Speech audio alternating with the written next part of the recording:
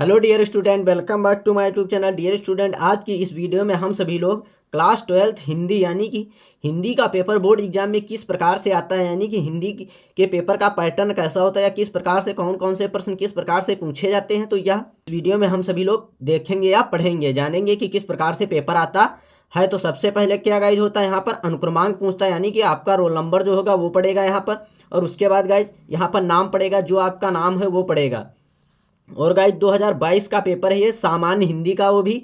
तो सबसे पहले गाइज यहाँ पर देखते हैं कि किस प्रकार से कौन कौन से प्रश्न किस प्रकार से पूछता है, और इसका पूर्णांक होता है 100 नंबर का, यानी ये पेपर कितने नंबर का आता है, 100 नंबर का। तो नोट यानी कि यहाँ पर देखते हैं सबसे पहले क्या क्या दिया गया है।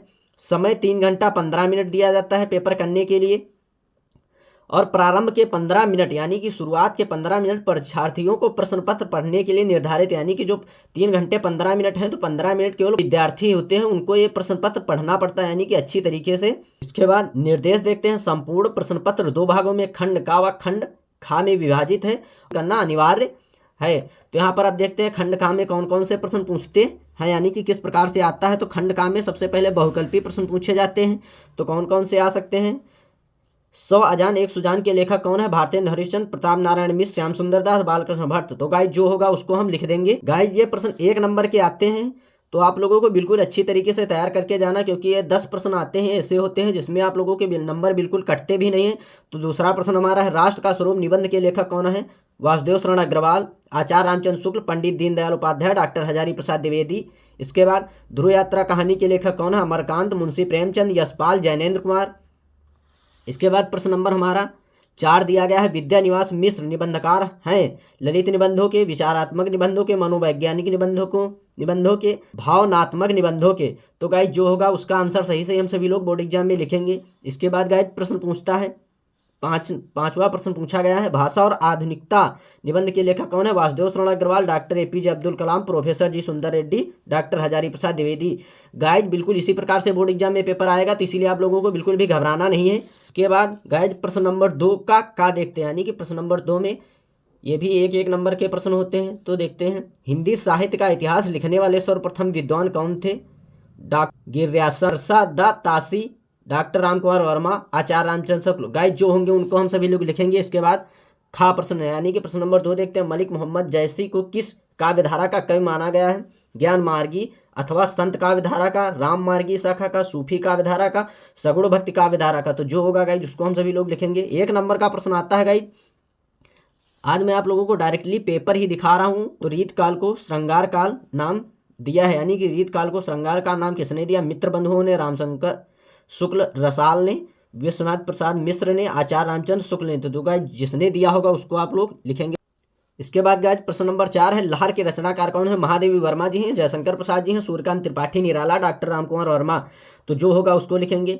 हिरोशिमा कविता के रचनाकार हैं रामधारी सिंह दिनकर, सच्चिदानंद हीरानंद, वात्सल्य नाग्या, महादेवी वर्मा, माखनलाल चतुर्वेदी। गाइज ये आप 10 प्रश्न पूरे हो गए, इसमें से जो सही होगा उसको लिख कर लिखेंगे, क्योंकि गाइज यह 1 नंबर का प्रश्न आते हैं। तो इसके बाद गाइज प्रश्न नंबर 3 देखते हैं क्या दिया गया है। तो प्रश्न नंबर 3 हमारा दिया गया है, दिए गए गद्यांश पर आधारित निम्नलिखित प्रश्नों के उत्तर दीजिए।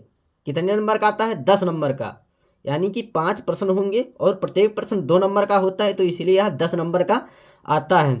तो जन का प्रवाह अनंत होता है, 17 वर्षों से भूमि के साथ राष्ट्रीय जन से तदात्मय प्राप्त किया है, जब तक सूर्य की रश्मियां नित्य प्रातःकाल भुवन को अमृत से भर देती हैं तब तक राष्ट्रीय जन का जीवन भी अमर है। गाइस इसी प्रकार से बिल्कुल आएगा, आप लोगों को बिल्कुल घबराना भी बिल्कुल नहीं। जितना यहाँ पर अंडरलाइन होता है सिर्फ उसकी व्याख्या पूछता है। तो प्रश्न कौन कौन से पूछे इस पैराग्राफ के लिए, जन का प्रवाह का क्या आशय है। प्रश्न नंबर 2 पूछा गया है, राष्ट्र निवासी जन किसके समान आगे बढ़ने के लिए अजर अमर हैं, उद्यान के घाटों का निर्माण कैसे होता है, रेखांकित अंश की व्याख्या कीजिए, यानी कि जितना अंडरलाइन दिया होता है उसकी व्याख्या करना होता है। पाठ का शीर्षक एवं उसके लेखक का नाम लिखिए, यानी कि इस पाठ के लेखक कौन है और इसका शीर्षक क्या है। तो गाइस इसमें 2 पूछे जाते हैं, मतलब अथवा करके दिया गया है आप लोगों को, जिसमें जिसका पता हो सिर्फ उसकी व्याख्या, यानी कि जिसका लेखक का नाम पता हो और जिसकी व्याख्या अच्छी तरीके से पता हो, सिर्फ आप लोगों को वही लिखना है।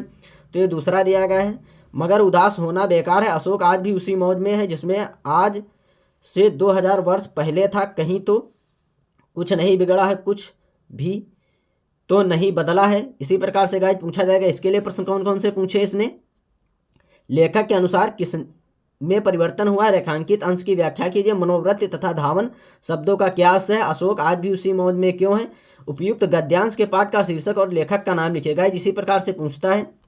इसके बाद गाइज प्रश्न नंबर 4 देखते हैं, दिए गए पद्यांश पर आधारित निम्नलिखित प्रश्नों के उत्तर दिए। गाइज 5 प्रश्न पूछता है, प्रत्येक प्रश्न 2 नंबर का होता है। जिस वो हो गया था गद्य और ये है पद्य। तो पद्य में देखते हैं, दुर्बलता का ही चिन्ह विशेष शपथ है, पर अबला जन के लिए कौन सा पथ है। गाइज इसी प्रकार से पूछतेगा। इसमें भी 2 होंगे, दोनों में से आप लोगों को सिर्फ अथवा करके दिया गया होता, दोनों में से जो आप लोगों को अच्छी तरीके से पता हो सिर्फ उसी को करना।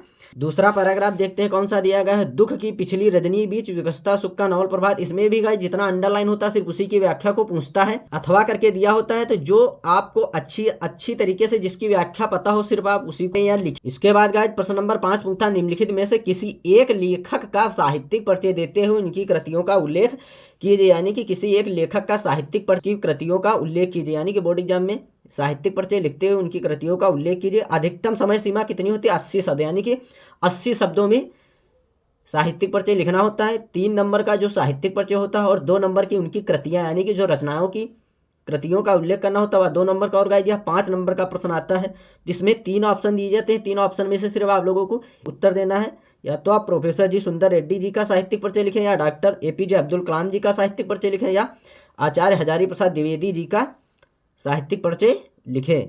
इसी में गाइज प्रश्न नंबर खा, निम्नलिखित में से किसी एक कवि का साहित्यिक परिचय देते हुए उनकी प्रमुख कृतियों का उल्लेख कीजिए। यानी कि वो गद्य का था, ये पद्य का है। तो इसमें भी अधिकतम समय सीमा कितनी होती है, 80 शब्द। और ये भी 5 नंबर का आता है। तो जयशंकर प्रसाद या महादेव वर्मा या रामधारी सिंह दिनकर, तीनों में से सिर्फ आप लोगों को एक का ही जीवन परिचय लिखना है। तो इसके बाद गाइज देखते हैं प्रश्न नंबर 6 हमारा क्या दिया गया है, बहादुर अथवा पंचलाइट कहानी का उद्देश्य। गाइज यहाँ पर बहुत सारे बच्चे कंफ्यूज हो जाते हैं कि बहादुर अथवा पंचलाइट कहानी का उद्देश्य, यहाँ पर भी अथवा दिया गया है और यहाँ पर भी अथवा दिया गया है।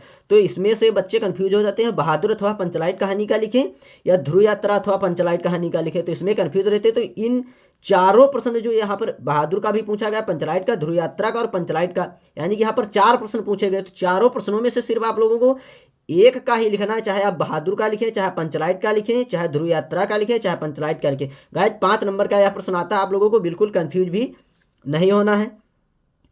और इसके बाद गाइज प्रश्न नंबर 7 देखते हैं, स्वपठित खंड काव्य के आधार पर किसी एक खंड के एक प्रश्न का उत्तर दीजिए। अधिकतम शब्द सीमा 80 शब्द होती है। यानी कि अब यहाँ पर हो गया सत्य की जीत, यानी कि लखनऊ जिला के लिए यहाँ पर सत्य का जीत लागू है। तो इसलिए सत्य का जीत यहाँ पर श्रवण कुमार खंड काव्य के आधार पर श्रवण कुमार की चरित्र विशेषताओं पर प्रकाश डालिए। इसी प्रकार से प्रश्न पूछा जाएगा गाइज। जबकि लखनऊ के लिए यानी कि यूपी बोर्ड लखनऊ के लिए सत्य की जीत खंड काव्य में नायिका का चरित्र चित्रण कीजिए अथवा सत्य की जीत खंड काव्य पर कथा सार लिखिए। तो गाइज दोनों में से सिर्फ एक ही प्रश्न का उत्तर आप लोगों को लिखना है। गाइज यह 5 नंबर का प्रश्न आता है।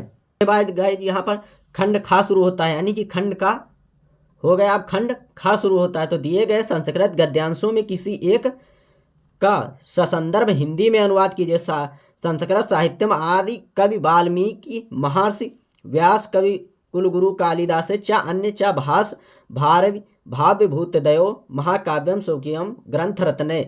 इसी प्रकार से गाइज पूछे जाएगा। तो ये संस्कृत का होता है गाइज, जिसमें अथवा करके 2 दिए होते हैं। दोनों में से सिर्फ आप लोगों को एक का करना होता है। या तो आप इसका कीजिए या एक इधर दिया गया है या फिर इसका कीजिए। दोनों में से सिर्फ एक का ही संदर्भ लिखना होता है और इसकी व्याख्या करनी होती है, यानी कि अनुवाद करना होता है। इसके बाद प्रश्न नंबर खा देखते हैं, दिए गए श्लोक में से किसी एक का संदर्भ हिंदी में अनुवाद कीजिए। यानी कि ये गद्य था, अब ये पद्य आ गया इसमें भी। तो इसमें श्लोक का जो है वर्णन करना है, यानी कि संदर्भ लिखना है और उसका अनुवाद करना है। आप लोगों को बिल्कुल अच्छी तरीके से श्लोक तैयार करके जाना। अगर आप लोगों ने अभी तक हमारी श्लोक वाली वीडियो को नहीं देखा तो आप उस पर भी जाकर देख सकते हैं।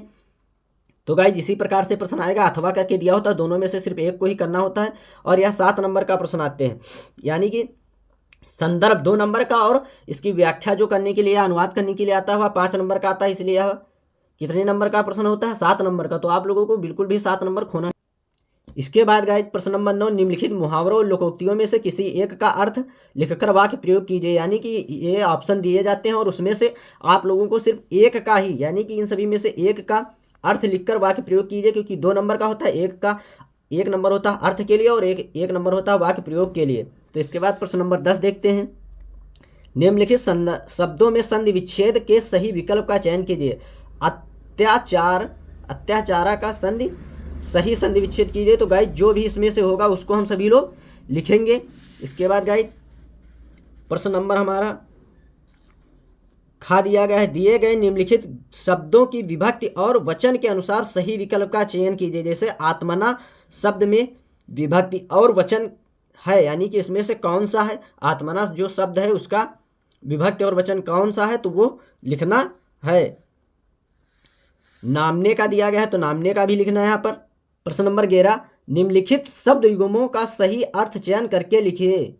अभय उभय, यानी कि ये अभय उभय दिया गया है, इसका जो है अर्थ क्या निकल कर आएगा उसको लिखना है। इसके बाद प्रश्न नंबर 2 दिया गया है कूल और कूल, यानी कि कूल और कूल का शब्द अर्थ क्या निकल कर आएगा उसको लिखना है। इसके बाद प्रश्न नंबर खा दिया गया है। निम्नलिखित शब्दों में से किसी एक शब्द के 2 अर्थ बताइए। पत्र, तीर, अनंत, तीनों में से किसी एक के 2 अर्थ लिखने हैं। इसके बाद प्रश्न दिया गया निम्नलिखित वाक्यांशों में से किसी एक सही शब्द का चयन करके लिखिए जिसका ज्ञान कम हो। जंगल में स्वयं लगने वाली आग। गाइस एक नंबर के प्रश्न होते हैं, आप लोगों को बिल्कुल अच्छी तरीके से तैयार करना, क्योंकि एग्जामिनर इनमें नंबर नहीं काटता है, आपको पूरे नंबर देगा, तो इसीलिए आपको अच्छी तरीके से तैयार करके जाना है। निम्नलिखित में से किन्हीं 2 वाक्यों को शुद्ध करके लिखिए। एक वाक्य को शुद्ध करने का 1 नंबर, तो इसीलिए 2 वाक्य पूछ रहा है तो 2 नंबर का प्रश्न होता है। और इसके बाद गाइस ये लगभग हर बार मतलब इनको तो बिल्कुल आप लोगों को रटकर ही जाना है। श्रृंगार अथवा वीर रस का अस्थायी भाव बताते हुए उनकी परिभाषा अथवा उदाहरण दीजिए, यानी कि